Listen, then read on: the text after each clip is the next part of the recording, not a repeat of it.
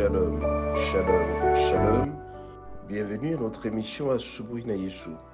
Moi, c'est le pasteur. Bienvenue, Matenda Kibangala. Je salue toutes celles et tous ceux qui suivent régulièrement notre émission Asubuhi na Yesu et vous souhaite de très bonnes conditions d'écoute Asubuhi na Yesu, qui signifie dans l'une de nos quatre langues nationales, le matin avec Jésus.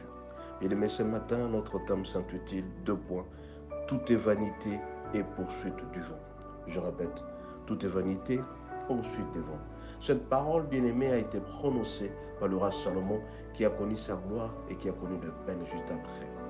Raison pour laquelle nous allons utiliser le passage suivant, Ecclésiaste 2, du 10e au 11e verset. Je répète, Ecclésiaste 2, 10, 11. Nous lisons au nom de Jésus.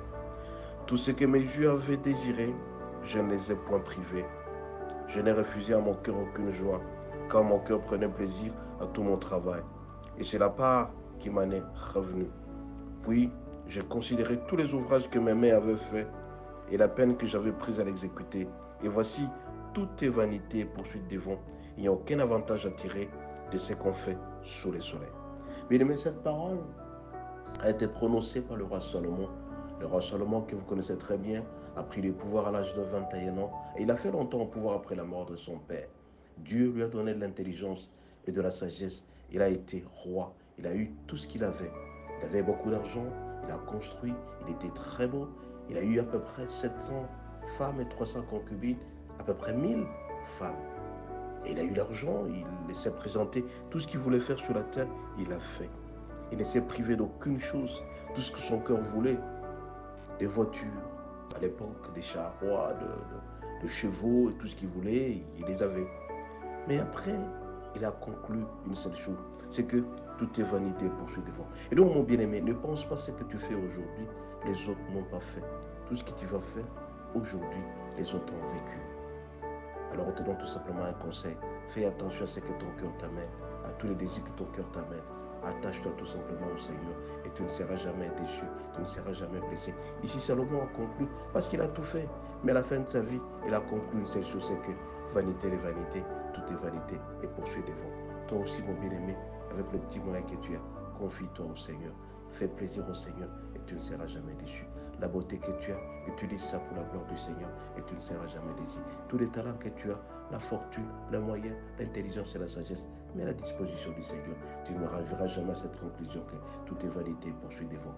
En utilisant ton corps pour le Seigneur te bénira. En utilisant ta fortune pour le Seigneur te bénira.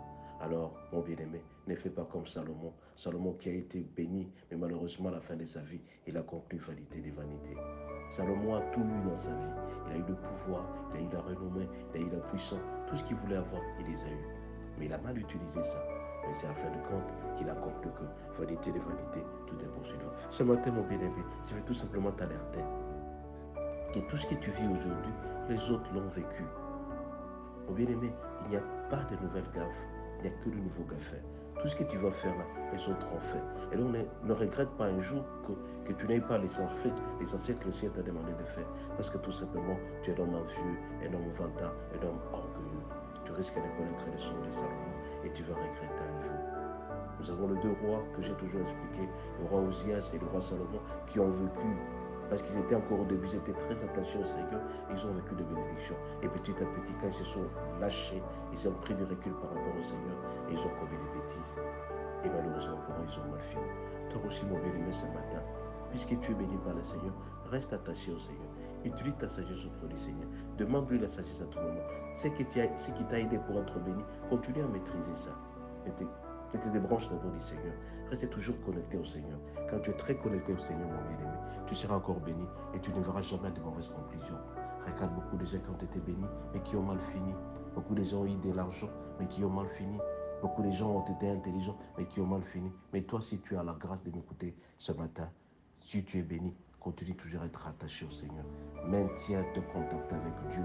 Si tu maintiens ton contact avec Dieu, mon bien-aimé, tu seras béni davantage. Et je te rappelle tout simplement que tout est vanité et poursuit tes vents. Il n'y a aucun avantage à tirer sur ce qu'on fait sous ce soleil.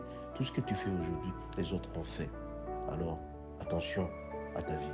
Reste attaché au Seigneur. Demande à Jésus de t'accompagner toujours et que le Saint-Esprit t'accompagne. Tout ce que tu as, confie ça au Seigneur et tu ne seras jamais déçu. Soyez bénis et à la prochaine.